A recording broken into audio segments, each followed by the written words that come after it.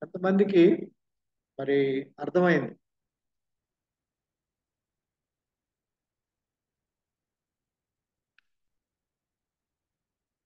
Okay. Uma అర్థమైంది అన్నది, నిఖిత చెప్పింది, అరుణ్, తర్వాత ప్రవీణ్, మేరీ సిస్టర్,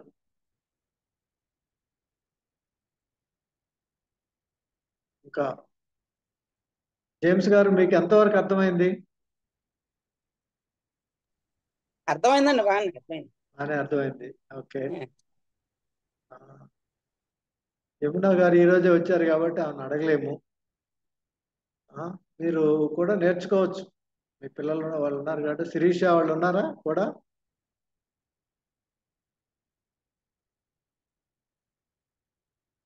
సో మనం ఓపెన్ చేసి పెట్టుకున్నప్పుడు మన కుటుంబం అంతా ఉండేటట్టుగా కూడా చూసుకోవాలి. అదొక అడ్వాంటేజ్. ఇక్కడికి వస్తే మరి మీరు వచ్చినప్పుడు మీరు చక్కగా వినొచ్చు, రాలేనప్పుడు ఇంటిల్లి పాది వినేటట్టుగా ఉండాలి అది. కాబట్టి దాదాపుగా అందరికీ అర్థమైంది అనుకుంటాను. ఈరోజు మరి ప్రత్యేకంగా విక్టర్ బాబు జాయిన్ అయ్యాడు. విక్టర్ బాబు 10 అధ్యాయాలు మీరు ఏం చేస్తారంటే పూచీగా అట్లాగా చదవండి. చదివితే కొంత అర్థం అవుతుంది. ఆ తర్వాత మేము పెట్టిన వీడియోల్లో కూడా కొంత అర్థం అవుతుంది. అది కూడా మీరు చూసి నేర్చుకోవాలని మీ అందరికీ నేను తెలియజేస్తాను. అయితే ఈరోజు మరి 10 అధ్యాయాలు ఒక సమ్మరీ లాగా మనం వెళ్ళిపోయి తర్వాత 11వ అధ్యాయం క్లుప్తంగా మనం చూసుకుందాం. మొదటి అధ్యాయంలో జరిగింది, సృష్టిని అంతా కూడా దేవుడు 6 దినాల్లో సృష్టించాడు. భూమిని మీద, అలాగే ఆకాశములో, జలములో.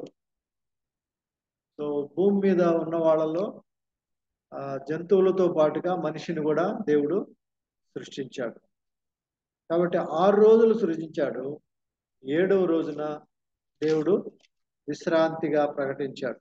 ఆయన తన పని నుంచి విశ్రాంతి తీసుకున్నాడు. ఓకే. కాబట్టి దేవుడు సృజించిన ఈ సృష్టి అంతటిని దేవుడు మనిషి యొక్క అధికారంలోకి తీసుకొచ్చాడు. ఆయన కంట్రోల్లోకి తీసుకొచ్చాడు. క్రియేట్ చేసింది అంతా కూడా అలాగ వదిలిపెట్టలేదు. కానీ దేవుడు ఏం చేశాడంటే మానవుడికి ఆ యొక్క అధికారం అంతా తీసుకొచ్చాడు, మానవుడికి ఇచ్చాడు. మానవుడికి ఇచ్చి నీవు రూల్ చేయమని దేవుడు సెలవిచ్చాడు. సో అంత ఆధిక్యతనిచ్చాడు దేవుడు. కాబట్టి సృష్టి అంతా కూడా మనిషి ఆధీనంలో ఉండింది. అయితే 2వ అధ్యాయంలో ఏం జరిగిందంటే దేవుడు ఒక తోటను వేసి ఆ తోటలో కాయమని ఆదాము అవ్వలను తీసుకొచ్చి పెట్టాడు. ఆ తోటలో చక్కగా వాళ్ళు జీవించినంత కాలం, ఎంత కాలం జీవించారో అంతకాలానికి వాళ్ళకి ఏ యొక్క తక్కువ లేదు. అన్ని ఫలవృక్షాలు, పండ్లు అన్నిటికీ కూడా ఆయన ఆజ్ఞ ఇచ్చున్నాడు. కాబట్టి అవి చక్కగా వాళ్ళకి ఫలాలు ఇస్తూ ఉండేవాటి వాటన్నిటికీ. అయితే ఈ యొక్క ఏదెను వనములో దేవుడు చేసింది ఏంటంటే ఆదాముకి సహాయంగా హవ్వను కూడా అక్కడ చేసిన తర్వాత మరి వాళ్ళని ఇద్దరిని అక్కడ ఒక కుటుంబంగా మార్చాడు. ఒక కుటుంబ వ్యవస్థ అనేది కూడా అక్కడ మొదలైంది. కాబట్టి ఒక కుటుంబం ఏదైనా వనంలో నుంచే మొదలైంది. సో సంఘం మనం ఎప్పుడు కూడా జ్ఞాపకం చేసుకోవాల్సింది, కుటుంబం అనేది మొట్టమొదటగా దేవుడే ప్రారంభించాడు. అది దేవుని ఉద్దేశం. దేవుని ఉద్దేశంలో నుంచి కుటుంబం ప్రారంభమైంది. అయితే దేవుడు తన బిడ్డలు తన యొక్క మాట వినాలని కోరుకుంటూ వాళ్ళకి ఒకే ఒక ఆజ్ఞ ఇచ్చాడు. ఈ తోటలో అన్ని మీరు తినచ్చు, కానీ ఒకే ఒక చెట్టు ఫలాల్ని తినకూడదు. ఆ ఒక్క ఫలం, ఆ యొక్క ఒక్క చెట్టు ఏంటంటే మంచి చెడు తెలివినిచ్చే ఆ యొక్క వృక్షం. ఆ వృక్ష ఫలాలు తినకూడదన్న. అయితే అప్పటికే దేవుడు సృజించిన ఒక జనరేషన్, అంటే ఒక ట్రైబ్ లాగా ఒక చూసుకుంటే దేవదూతల యొక్క క్రియేషన్ అప్పుడే ముగించబడింది. అది పరలోకంలో ఉండేది. పరలోకంలో దేవునితో పాటుగా దేవదూతల యొక్క సమూహం ఉండేది. ఆ దూతల్లో దేవునికి వ్యతిరేకంగా తిరుగుబాటు చేసిన ఆ దూతల యొక్క గుంపుని దేవుడు భూలోకంకి నెట్టివేసినాడు. కాబట్టి దేవుడు క్రియేట్ చేసిన ఆ యొక్క భూమి మీదకి అవి తిరుగులాడుతూ ఉన్నాయి. అందువల్ల ఆ యొక్క సాతాను యొక్క ప్రభావము భూమి మీద ఉండింది. కానీ దేవుడు ఏమన్నాడంటే, నేను చెప్పినట్టుగా మీరు వినాలి అని తెలియజేసి వాళ్ళని భూమి మీద పెట్టాడు. అయితే ఈ యొక్క చ పతనావస్థకు వచ్చేసిన ఆ యొక్క దేవదూత, దాని పేరేమంటారంటే ఆ సాతాను అని మన యొక్క భాషలో అంటారు. అయితే దాని పేరు లూసిఫర్. అలాంటి ఆ దూత ఈ యొక్క ఆదాము హవ్వల్ని పరిశీలన చేసింది. వీళ్ళు ఎంత సంతోషంగా ఉన్నారు కదా, దేవుడైతే నన్ను ఇలాగా కిందకి తోసేశాడు, దూరంగా నన్ను తరిమేశాడు కనుక నేను వీళ్ళని కూడా అలాంటి అశాంతికి గురి చేస్తాను అని ఒకే ఒక ఆశ, ఒకే ఒక మనసులో ఉన్న కోరికతో ఏం చేసిందంటే, మరి ఆదాము అవ్వల దగ్గరికి వచ్చి వాళ్ళని ఈజీగా టెంప్ట్ చేసింది. ఏమని? ఈ యొక్క చెట్టు పండ్లు తినకూడదని దేవుడు మీకు తెలియజేసినా అని చెప్పి అన్నాడు. దేవుడు మీకు ఈ యొక్క వృక్ష ఫలాలు తినకూడదు అని చెప్పాడా అని చెప్పేసి చెప్పాడు. ఎప్పుడైతే దేవుడి మాట చెప్పాడో వెంటనే మరి ఆ యొక్క ఆదాము అవ్వల్లో మొట్టమొదటగా అవ్వ రెస్పాండ్ అయింది. ఏమని? దేవుడు ఆ మాట చెప్పలేదు, కాకపోతే మేము దాన్ని తాకూడదు, ముట్టకూడదు, అది తింటే మేము చనిపోతాము అని చెప్పాడు కనుక మేము వాటిని ముట్టుకోవడం లేదు అని చెప్పింది. అయితే దానికి ఒకే ఒక మాట చెప్పింది సాతాను. ఏమంటే, మీరు ఎప్పటికీ చనిపోరు, దాన్ని కనుక తింటే మీరు దేవదూతల్లాగా ఉంటారు అనే ఒకే ఒక మాట చెప్పింది. నిజమే, మరి అది చెప్పింది కూడా దేవదూతలు అంటే దూతలు అనేవాళ్ళు మరి వాళ్ళు ఎలాగా ఉంటారు వీళ్ళకి తెలియదు, కానీ మరి దేవుళ్ళు లాగా ఉంటారని పొగిడి చేసింది. అందువల్ల వెంటనే దానికి ఆదాము అవ్వలు లోబడిపోయారు. మొట్టమొదటిగా హవ్వ లోబడ్డది. హవ్వ దగ్గర నుంచి కొన్ని పండ్లు తీసుకొచ్చి ఆదాముకు తీసుకొచ్చినప్పుడు ఆదాము కూడా దేవుణ్ణి అడగకుండానే వెంటనే ఇద్దరు దాన్ని మరి తినడానికి మొదలుపెట్టారు. అది 3వ అధ్యాయంలో మనం చూస్తాం. మరి 2వ అధ్యాయంలో స్త్రీని లేకపోతే మొదటి వివాహాన్ని చేశాడు. 3వ అధ్యాయం లోపల నరునికి ఈ యొక్క టెంప్టేషన్ రావడంతో పతనం వచ్చేసింది. ఆ పతనములో మనుషులు శాపం క్రిందకు వచ్చేసారు. కాబట్టి శాపం అనేది అక్కడ మొదలైంది. ఈ రోజు వరకు కూడా ప్రతి మనిషి అదే శాపం కింద ఉన్నారు. అయితే ఈ యొక్క శాపం ఇచ్చినప్పుడు దేవుడు అక్కడే ఒక సొల్యూషన్ ఇచ్చాడు. ఏమనంటే, స్త్రీ సంతానం ద్వారా ఆ యొక్క శత్రువుని చితకగొట్టి మరి తిరిగి జయాన్ని పొందుకుంటారు అనే ఒక వాగ్దానము ఆ యొక్క అధ్యాయంలోనే మనకు దొరుకుతుంది. ఆ విధంగా యేసు ప్రభు వస్తాడని కూడా ఈ యొక్క 3వ అధ్యాయంలో ఒక ప్రాఫెసీ ఉంది. 3వ అధ్యాయం 15వ వచనంలో అది ఉంటుంది. కాబట్టి దాని ద్వారా మనం తెలుసుకునేది ఏంటంటే, స్త్రీ సంతానం ద్వారా ఈ లోకానికి ఒక జయకరంగా ఒక ఆయన వస్తాడు. ఆయన సాతాను యొక్క రాజ్యాన్ని అంతా కూల్చి మరలా తిరిగి ఆయన రాజ్యాన్ని స్థాపిస్తాడని మనకు ఆ ప్రాఫెసీ ఈరోజు మనం మన జీవితాల్లో చూస్తున్నాం. కాబట్టి ఆదాములు అవ్వలు మరి ఆ విధంగా పాపం చేసిన తర్వాత ఏదేను తోట నుంచి వెళ్ళగొట్టాడు. ఏదేను తోటలో జీవవృక్ష ఫలం ఉంది, అక్కడికి ఎవ్వరు వెళ్ళలేరు. కాబట్టి దాని చుట్టూ అగ్ని జ్వాలలు పెట్టి వీళ్ళని బయటికి పంపివేశారు. ఇది 3వ అధ్యాయం. ఓకే, ఇప్పుడు 4వ అధ్యాయంకి వస్తున్నాం. 4వ అధ్యాయంలో ఏం జరిగింది? మొట్టమొదటిగా ఆదాము అవ్వలకి సంతానం. ఆదాము అవ్వలకి సంతానం కలిగినప్పుడు కయ్యను, ఏబేలు వాళ్ళిద్దరూ మరి ఒకరు వ్యవసాయం చేసుకునేవాళ్ళు, ఒకరు గొర్రెల కాపర్లు అని మనకు తెలుసు. అయితే వాళ్ళిద్దరూ కూడా దేవునికి ఒక అర్పణ తీసుకొస్తారు. ఆ అర్పణలో దేవుడు ఏబేల్ని అంగీకరిస్తాడు, కయ్యన్ని అంగీకరించు. కయ్యనికి కోపం వస్తుంది. ఆ కోపంతో ఏబేల్ని చంపేస్తాడు. కాబట్టి హేబేలుని చంపినప్పుడు కయీనుని దేవుడు అడిగినప్పుడు అతను ఒప్పుకోకుండా తిరుగుబాటు చేసి మాట్లాడతాడు దేవుడితో. అప్పుడు కయ్యను శపించిన వంశం కిందకి వచ్చి కయ్యను వంశం అంతా కూడా శాపగ్రస్తం అవుతుంది. అయితే మరలా ఆదాము మరి హవ్వలకి మరలా సంతానం పుట్టించినప్పుడు ఆ సంతానం ద్వారా దేవుడు వాళ్ళని మరలా ఆశీర్వదిస్తాడు. అది షేతు సంతానం అని మనం తెలుసుకున్నాం. అది 4వ అధ్యాయం. కాబట్టి ఆదాము తర్వాత షేతు ద్వారా దేవుడు ప్రార్థన జనరేషన్ ని స్టార్ట్ చేశాడు. ఆదాము ద్వారా షేతు ద్వారా మరి అనేక జనరేషన్స్ వచ్చినట్టుగా మనం చూస్తాం.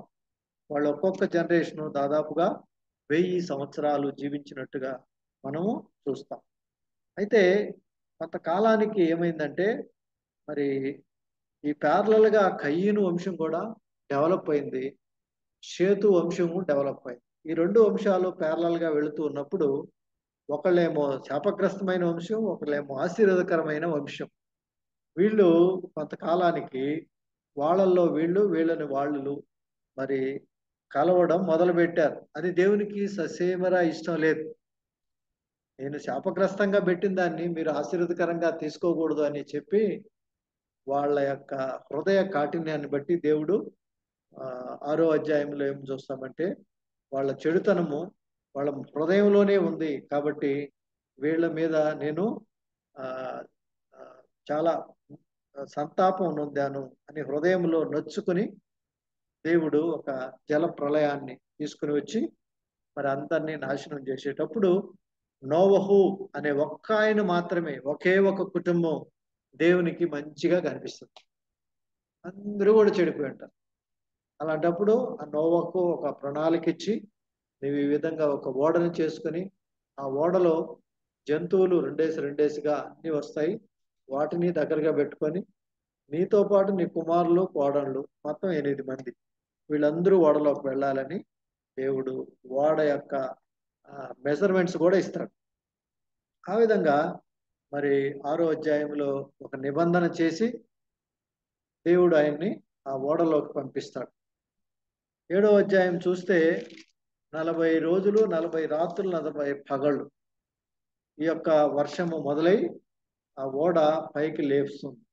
దేవుడు ఆ యొక్క ఓడని వాళ్ళనందరినీ కాపాడి మరలా ఆ 40 రోజులు 40 పగళ్ళ తర్వాత జలములు విస్తారం ఎంతంటే 150 రోజులు ప్రబలి విస్తారంగా జనాలు ఆ యొక్క జలముల మీద ఓడ తేలి వస్తూ ఉంటుంది. తరువాత దేవుడు 8వ అధ్యాయంకి వస్తే నీళ్లు తగ్గిపోయేటట్టుగా చేస్తారు. అలాగా అది తగ్గి దాదాపుగా 6 నెలల సమయం పడుతుంది. మరి అదంతా తగ్గి ఆ యొక్క ఓడ ఒక కొండ మీద వచ్చి నిలవడం అనేది చూస్తారు. అయితే నీళ్లు ఇంకా ఏం తగ్గలేదు పూర్తిగా. అందువల్ల యొక్క నోవహు ఆయన కుటుంబం ఇంకా కొన్ని రోజులు అక్కడే ఉంటాడు. తర్వాత ఒక కాకిని పంపిస్తాడు. ఆ కాకి ఏం చేస్తుంది, తిరిగి రాదు. నీళ్లు ఉన్నాయి కదా, ఎందుకు తిరిగి రాదంటే ఆ యొక్క డెడ్ బాడీస్ మీద తిరిగి అలాగే ఉంటే లోకంలోకి వెళ్ళిపోతుంది అది కాకి కాబట్టి. అలాంటి మనస్తత్వాలు మనకు ఉండకూడదని ఒక సూచన. అలాగే పావురాన్ని పంపిస్తే పావురం ఆ కాళ్ళు ఎక్కడ కూడా పెట్టడానికి లేదు కాబట్టి అయితే అప్పుడెప్పుడే నీళ్లు తగ్గడం తెలుస్తుంది కాబట్టి అది వెళ్ళి ఒక ఒలీవ మొక్కను పట్టుకొని వస్తుంది. ఆ తర్వాత మరలా కొంతకాలానికి పంపిస్తే అది బాగా ఎండిపోయింది కాబట్టి తిరిగి ఆ పావురం అక్కడే ఉండిపోతుంది. అప్పుడు వాళ్ళకి అర్థమైంది పూర్తిగా నీళ్లు ఎండిపోయినాయి. అప్పుడు దేవునికి నోవహు ఒక బలి అర్పిస్తాడండి. బలిపీఠం కట్టి ఆ పవిత్ర పశువుల్ని ఆయన తీసుకొచ్చినట్లు బలిస్తే దేవుడు చాలా సంతోషిస్తాడు. అప్పుడు 9వ అధ్యాయంలో దేవుడు నోవహాల్ని మీరు ఫలించి అభివృద్ధి పొంది భూమినంతా నింపండి, మీ భయము అడవి జంతువులకు ఆకాశ పక్షులకు నేల మీద పాకే ప్రతి పురుగుకి సముద్ర చేపలన్నిటికీ ఉంటుందని అది మీ చేతికి అప్పచెప్పబడి ఉన్నాయి అని దేవుడు ఆశిస్తాడు. ఈ విధంగా నోవహుతో నిబంధన చేస్తూ ఇక నా రాబోయే రోజుల్లో నేను ఇలాంటి జల ప్రళయం చేయను అని మేఘంలో ఒక ధనుస్సును కూడా పెడతాడు. ఇది నాకు సూచన. అది చూసినప్పుడు నేను వర్షాన్ని ఆపేస్తున్నాను అని వాళ్ళకి చెప్తాడు. ఈ విధంగా ఆ నోవహు కుటుంబాన్ని దేవుడు కాపాడి బయటికి తీసుకొస్తాడు. అయితే నోవహు మరి 9వ అధ్యాయంలో ఆయన వ్యవసాయం చేయడం ప్రారంభించి ద్రాక్ష తోట వేస్తాడు. తర్వాత ఆ ద్రాక్ష రసాన్ని బాగా తాగి మత్తులైపోతాడు.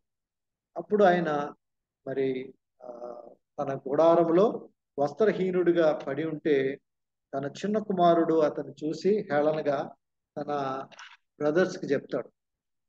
ఆ తర్వాత వాళ్ళైతే వెనకాలనే వచ్చి ఒక వస్త్రాన్ని ఆయన మీద కప్పి ఆ తన తండ్రికి చెప్తారు ఆ విషయం. అప్పుడు ఆ తండ్రి ఏం చేస్తాడంటే ఆ చిన్న కుమారుడైన హాము, ఆయన కుమారుడు కనాన్ అన్నమాట, వాళ్ళని శపించి ఇద్దరు కుమారుల్ని ఆయన ఆశీర్వదిస్తాడు. ఆ విధంగా ఈ ముగ్గురు కుమారులు కూడా ఒకడేమో శాపం తెచ్చుకుంటాడు, ఇంకొక ఇద్దరు ఆశీర్వాదం తెచ్చుకుంటాడు. చూడండి, ఆ ముగ్గురు ఎంత భయంకరమైన ప్రళయం వచ్చింది, అందరినీ ఆ జల ప్రళయం ముందు తుడిచివేశాడు. వచ్చిన ముగ్గురు, ఆ ముగ్గురు యొక్క జనరేషన్స్ లో మరలా ఒకడు శాపగ్రస్తం కింద తయారైపోయాడు. ఆ విధంగా వచ్చిన తర్వాత మరి వాళ్ళ ముగ్గురి పేర్లు మనం తెలుసుకున్నాం. 10వ అధ్యాయంకి వచ్చినప్పుడు ఆ హాము, షేము, యాపేతు అనేవాళ్ళు. యాపేతు సంతతి, హాము సంతతి, షేము సంతతి మనము చూస్తూ వచ్చాం. ఈ యొక్క నోవహు కుమారులు మరి ఇప్పుడు జనరేషనల్ గా పెరుగుతూ ఉన్నారు. నోవహు దాదాపుగా 950 ఏళ్ళు అయిన తర్వాత ఆయన మృతి చెందుతాడు. ఇది 10వ అధ్యాయము చివరికి వచ్చేటప్పటికి వాళ్ళ యొక్క వంశాలు, 10వ అధ్యాయం అంతా కూడా వంశావళి. యాపేతు వాళ్ళ యొక్క కుమారులు, హాము వాళ్ళ కుమారులు, షేము వాళ్ళ కుమారులు, ఇవన్నీ మనము చూస్తాం. వీళ్ళ ముగ్గురులో దేవుడు మరి మరలా ఇక్కడ నుంచి ఒక కొత్త ప్రణాళికని దేవుడు తీసుకుని వస్తాడు. అయితే ఇప్పుడు ఈ మనుషులందరూ కూడా ఒక్క దగ్గరే ఉన్నాడు. ఇప్పుడు మనం 11వ అధ్యాయానికి వస్తాం. ఇప్పుడు ఈ యొక్క ముగ్గురు జనరేషన్స్ ఎవరైతే ఉన్నారో వాళ్ళంతా కూడా ఒక దగ్గరే ఉన్నారు. అయితే వీళ్ళ యొక్క ఆలోచన విధానము ఇది దేవునికి ఇష్టంగా లేదు. వాళ్ళు ఏమనుకుంటున్నారంటే, ఇప్పుడు మనం 11వ అధ్యాయానికి వద్దాం. 11వ అధ్యాయం 1 నుంచి 9 వచనాలు ఒక్కరు చదవండి. 11వ అధ్యాయం 1 నుంచి 9 వచనం గట్టిగా. భూమి అంతటా ఒక భాషయు పలుకును ఉండేది. వారు తూర్పున ప్రయాణమై పోచుండగా చీనాల దేశమంతక మైదానము వారికి కనబడింది. అక్కడ వారు నివసించి, మనము ఇటుకలు చేసి బావుగా కాల్చుకుని రెండని ఒకరితో ఒకరు మాట్లాడుతుంది.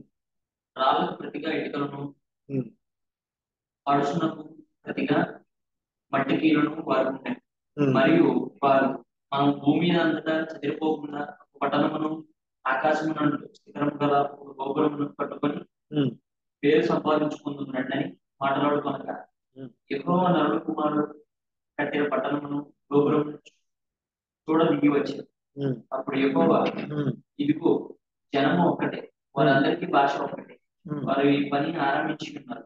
ఇక మీదట వారు చేయదలుచు ఏ పని అయినా చేయకుండా వారికి ఆటంకం ఏమీ ఉండదు. కనుక మనం దిగిపోయి వారిలో ఒకరి మాట ఒకరికి తెలియకుండా అక్కడ వారి భాషను తారుమారు చేయడం రండని అనుకున్నారు. అలాగే యెహోవా అక్కడ నుండి భూమి అంతటా వారిని చెదరగొట్టాను కనుక వారు ఆ పట్టణంను కట్టుట మారింది. దానికి బాబేలు అని పేరు పెట్టింది. ఎందుకనగా అక్కడ యెహోవా భూజనులందరి భాషను తారుమారు చేసింది. అక్కడ నుండి యెహోవా భూమి అంతటా వారిని చెదరగొట్టాను. చాలు. ఈ 1 నుంచి 9 వచనాల్లో మనం స్పష్టంగా అర్థం చేసుకున్నాం. వాళ్ళు తూర్పున ప్రయాణమై ఒక షీనారు దేశమందు మైదానం వాళ్ళకి కనబడ్డది. అక్కడ వాళ్ళు ఆలోచిస్తున్నారు ఏమని, దేవుని యొక్క ఉద్దేశం ఏంటి, దేవుని యొక్క ఆశీర్వాదం ఎలా ఉంది, మీరు ఫలించి అభివృద్ధి పొంది విస్తరించి భూమిని అంతా కూడా నిండించమన్నాడు. అదే ఆశీర్వాదము మొదట ఇచ్చాడు. వాళ్ళు విన్నప్పుడు జలప్రళయంతో అందరినీ కూడా తుడిచేశాడు. తర్వాత నోవహు కుటుంబానికి కూడా అదే ఆశీర్వాదం తీసుకొచ్చాడు.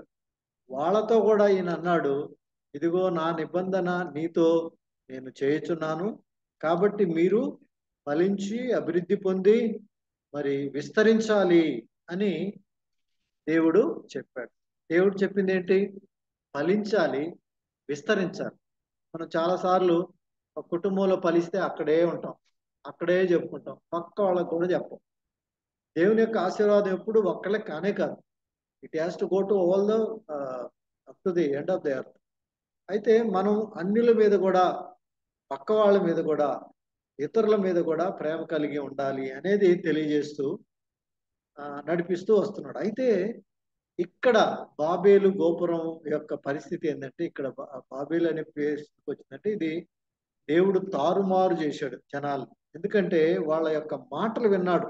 ఏమని వాళ్ళు 3వ వచనంలో ఉంది, మనము ఇటుకలు చేసి బాగుగా కాల్చుదుము రండి అని ఒకరితో ఒకడు మాట్లాడుకున్నారు. రాళ్లకు ప్రతిగా ఇటుకలు, అడుసుకు ప్రతిగా మట్టికీలు వారికి ఉండేను. వారు ఏమనుకుంటున్నారు ఇక్కడ? 4వ వచనం చదివితే దేవుని ఉద్దేశానికి, వాళ్ళ ఆలోచనకి పూర్తిగా వ్యతిరేకం. ఏమంటున్నారు వీళ్ళు? మనము భూమి అంతటా చెదిరిపోకుండా ఒకే ఒక పట్టణం, ఆకాశం మట్టుకు ఒక గోపురం కట్టుకుందాం. చూడండి వీళ్ళు ఎంత దుర్మార్గంగా ఆలోచిస్తున్నారు.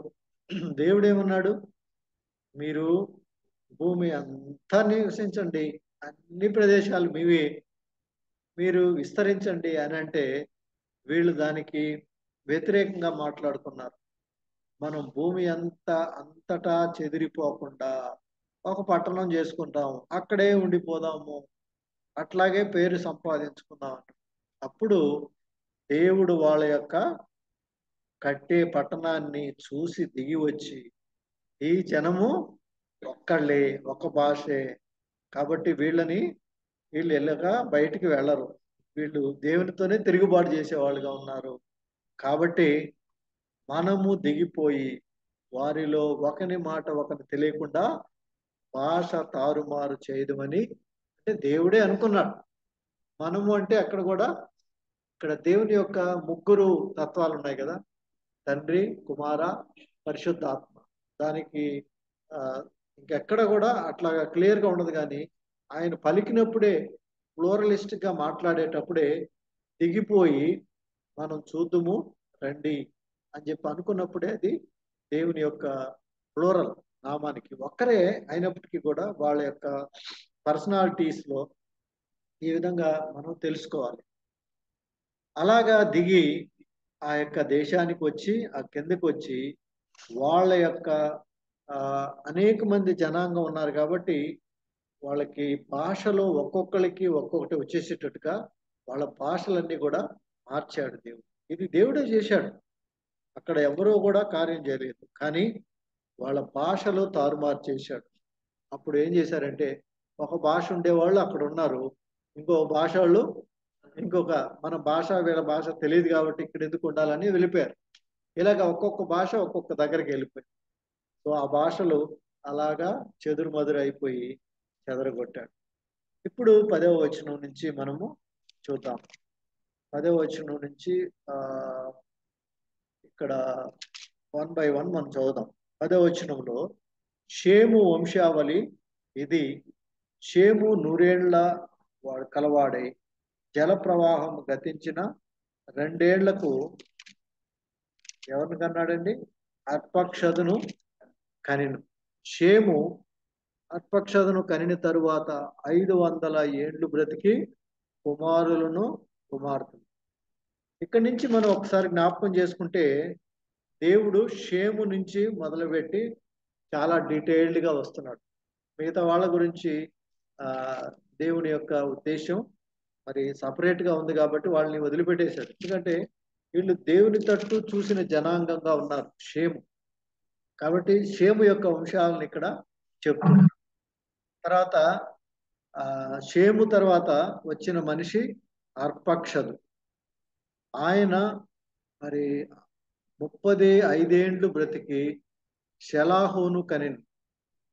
ఆ తరువాత అతను 403 బ్రతికాడు.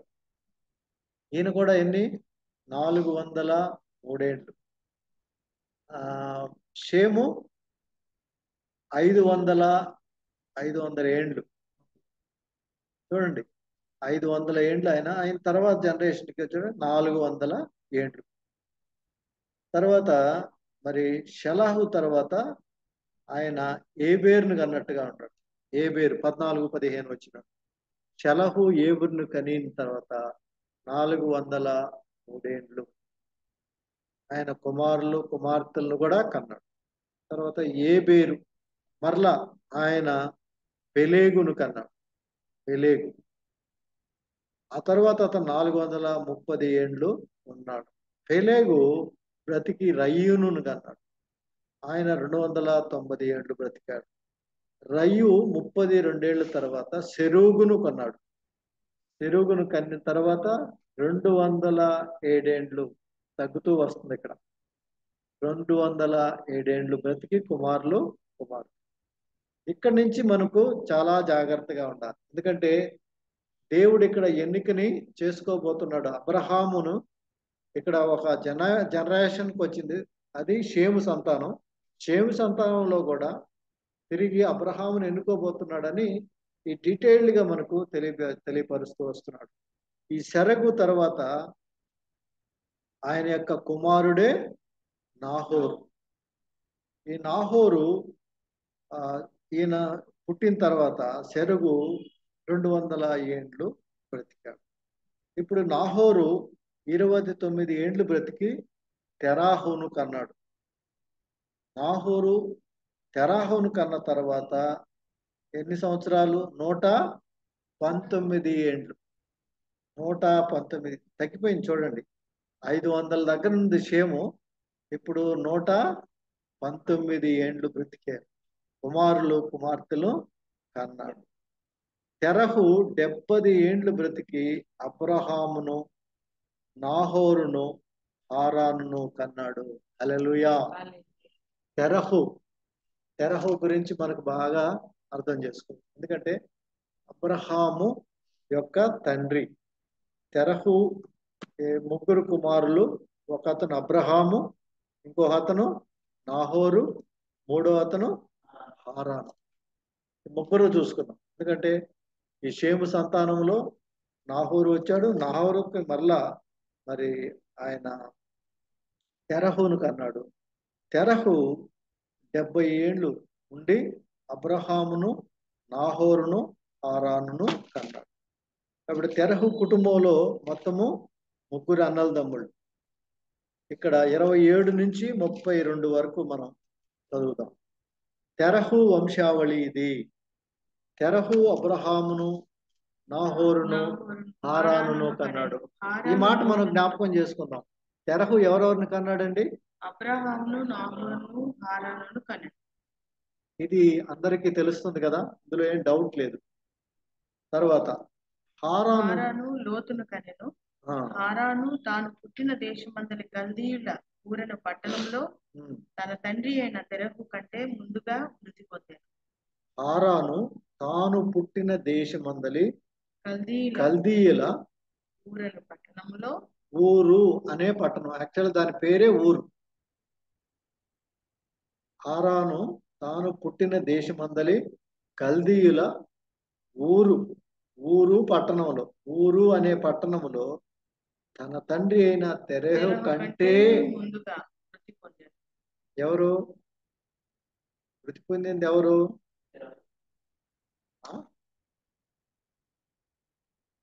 హారాను.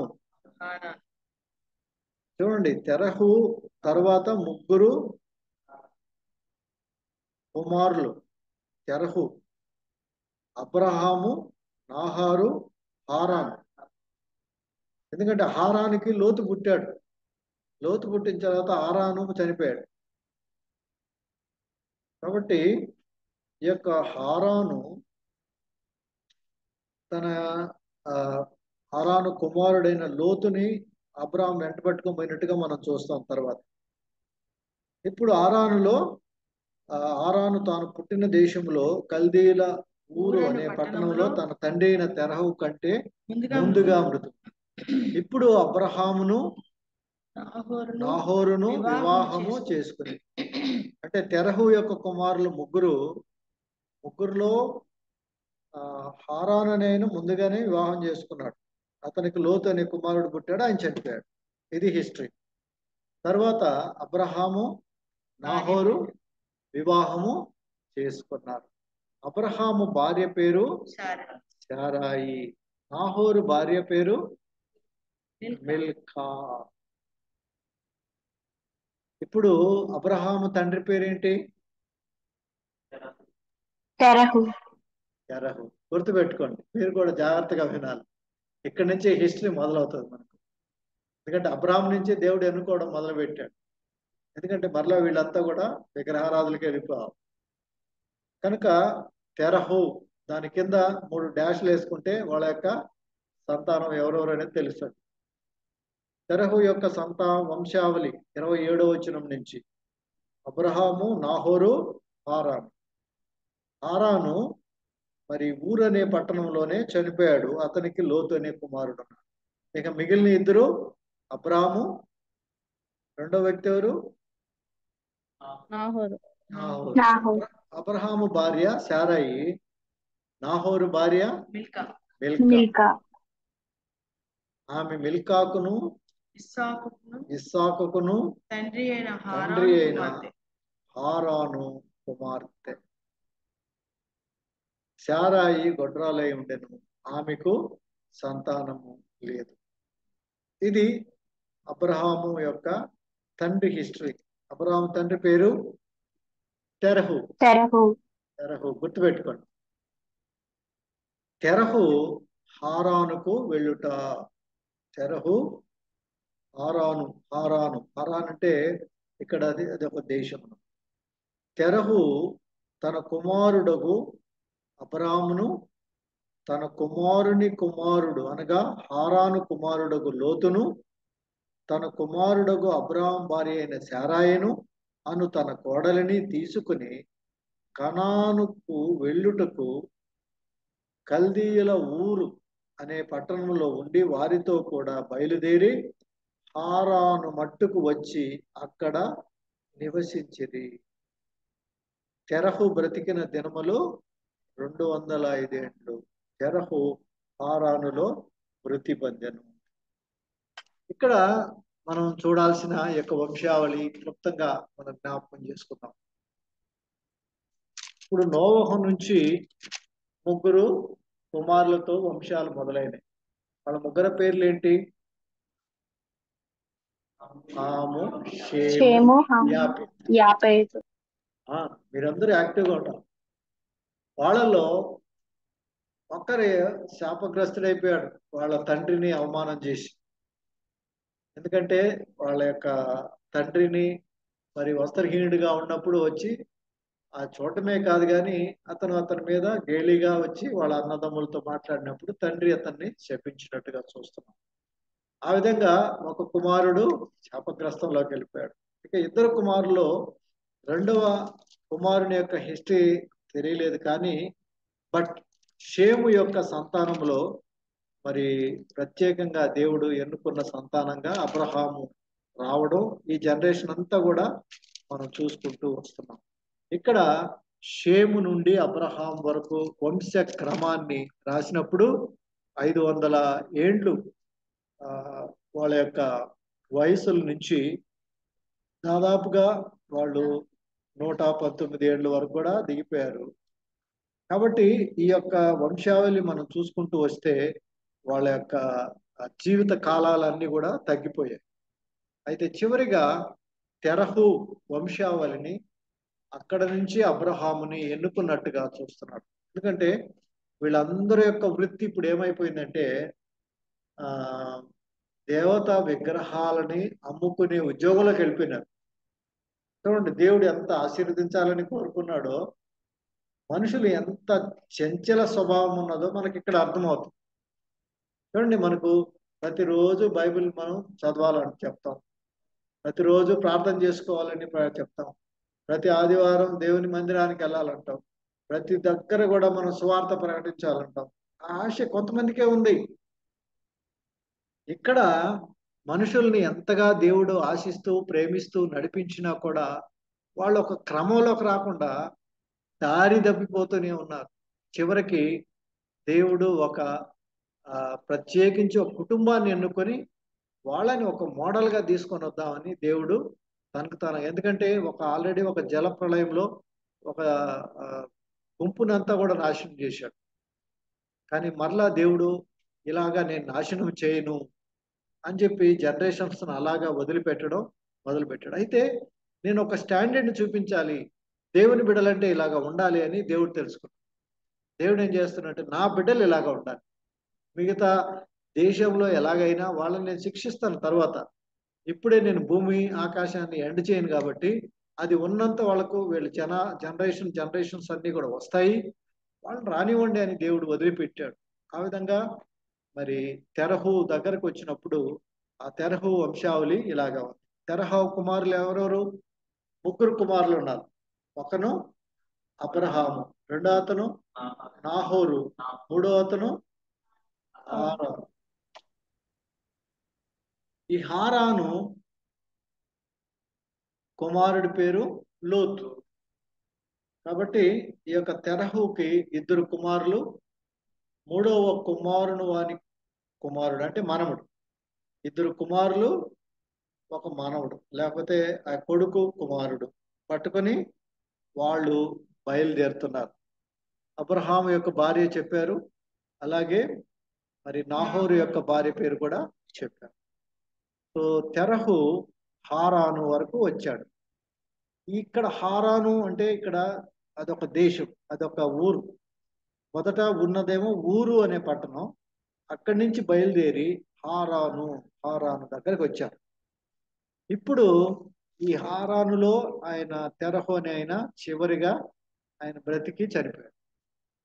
ఈ హారానులో ఆయన చనిపోయాడు. ఎందుకంటే దేవుడు అబ్రహాముని ఎన్నుకున్నాడు. యాక్చువల్గా ఇక్కడ 12వ అధ్యాయం నుంచి మనం చూస్తాం, అబ్రహాముని ఇదిగో నువ్వు బయలుదేరి వెళ్ళు అని చెప్పే మాటని ఇక్కడ మనం చూస్తాం. కానీ ఆయన ముందుగానే చెప్పాడు అది అబ్రహాముని. కానీ అబ్రహాం ఏం చేస్తున్నాడంటే వాళ్ళ నాన్న అయిన తెరహుని, వాళ్ళ యొక్క బ్రదర్ సన్ అన్న కుమారుడు లోతుని, వీళ్ళందరినీ వెంట పట్టుకునే వస్తున్నాడు. ఆయన ఇచ్చిన టైం చాలా ముందుగానే దేవుడు ఆయనకి చెప్పినాడు. అయితే అతను తెరహు చనిపోయే వరకు కూడా అబ్రహాము కదలలేదు. అప్పుడు మరలా మరి దేవుడు ఒక ప్రత్యేకంగా అబ్రహాముని కదిలించాలనే ఉద్దేశం ఉంది కనుక తెరహుని తీసేసుకున్నాడు. తెరహు ఎక్కడ? హారానులో చనిపోవడం, ఆ తరువాత అక్కడ నుంచి అబ్రహాము ఫ్రీ అవడం మనం చూస్తాం. కాబట్టి 12వ అధ్యాయం నుంచి మనం మొదలుపెట్టినప్పుడు ఇక అబ్రహామునికి డైరెక్ట్గా దేవుని యొక్క పిలుపు, దేవుని యొక్క బిడ్డలుగా ఏ విధంగా ఆయన పిలుస్తాడు, ఏ విధంగా ఆయన నడిపిస్తాడు, ఇవన్నీ కూడా మనం చూస్తాం. కనుక 11 అధ్యాయాల సమరీని లేకపోతే క్లుప్తంగా మనం అర్థం చేసుకున్నాం. మీరు ఇదంతా కూడా జాగ్రత్తగా మరలా వినండి. ఇక్కడ అబ్రహాం నుంచి మొదలైనప్పుడు మనం కొద్దిగా ఫాస్ట్గా కూడా వెళ్తాం, ఎందుకంటే ఇక్కడ నుంచి చరిత్ర మొదలవుతుంది. అబ్రహాము విశ్వాసులకు తండ్రి కాబట్టి ఇక్కడ నుంచి ఇశ్రాయేల్ యొక్క జనాంగం, ఇశ్రాయేల్ చరిత్ర అన్ని కూడా ఇక్కడి నుంచి మొదలవుతాయి. ఇప్పటి వరకు బిగినింగ్ లోనే ఉన్నాము. కాబట్టి తెరహు యొక్క సంతానం, 3 సంతానం, వాళ్ళలో దేవుడు అబ్రహాముని ఎన్నుకోవడం మనము చూడబోతున్నాం. కనుక ఈ యొక్క 11వ అధ్యాయంలో మనం షేము సంతానం, ఒకటి బాబేలు గోపురం వాళ్ళు ఒక దగ్గర ఉన్నది, దేవుని ఉద్దేశం కాదు కాబట్టి చెదరగొట్టాడు. రెండోది షేము నుంచి అబ్రహాం వరకు వంశ క్రమం ఏంటో చూపించి తెరహు ఆయన కుటుంబాన్ని చూపించాడు. తెరహు కూడా 3 కుమారులు, వాళ్ళల్లో మరి అబ్రహాము ఒక కుమారుడు. కనుక అబ్రహాముతో దేవుడు నిబంధన చేసుకున్నాడు కనుక వాళ్ళు బయలుదేరి మరి కనానుకి తీసుకొని వెళ్తున్నాడు. అయితే ఆయనతో మాట్లాడిన పిలుపు, ఆ యొక్క నిబంధన, ఇవన్నీ కూడా 12వ అధ్యాయం నుంచి మనం చాలా డీటెయిల్డ్గా చూస్తాం. ఇప్పటి వరకు దేవుడు హారాను అనే స్థలంలోకి వాళ్ళు వచ్చారు. తెరహు వంశావళిలో 3 కుమారులు, వాళ్ళలో అబ్రహాము, ఆయన భార్య అయిన శారాయి కూడా ఉన్నారు. కాబట్టి ఇంతవరకు మనం చదివిన యొక్క భాగంలో దేవుడు చక్కగా మనకు ఒక అండర్స్టాండింగ్ ఇచ్చాడని నేను నమ్ముతున్నాను. ఇది మనమే కాదు, మన యొక్క సంఘంలో అందరికీ కూడా ఇది తెలుసుకొని చెప్పడానికి కూడా మనం సిద్ధంగా ఉండాలి. మీరు కూడా చదవండి, నేర్చుకోండి. దీని వెంటనే నేను వీడియో కూడా పెడతాను. మీరు కొద్దిగా రివైజ్ చేసుకొని నెక్స్ట్ క్లాస్కి వచ్చినప్పుడు మీరంతా కూడా యాక్టివ్ పార్టిసిపేట్గా ఉండాలి. కాబట్టి ఇంతవరకు జరిగిన యొక్క క్లాస్ బట్టి నేను దేవునికి వందనాలు చెల్లిస్తున్నాను. కాబట్టి ఇది మరలా ఒక 2 ప్రార్థన చేసి మనం ముగిద్దాం. ఇప్పుడు చెప్పింది నేను ఒకటే, మనం ఒక్కళ్ళమే బాగుపడి ముందుకెళ్ళడం కాదు, కానీ మనం మన చుట్టుపక్కల ఉన్న సంఘం, సంఘస్థులు, అలాగే అనేకులకి మనం వెలుగుగా ఉండాలి. అలాగే ఈ యొక్క వాక్యాన్ని అనేకులకు అందించాలి. అదే డిజైర్తో మనం జీవిద్దాం. కాబట్టి అందరికీ ఇది ఒక మాదిరికరమైన జీవితాలుగా ఉండాలని మనం కోరుకుంటూ ముందుకి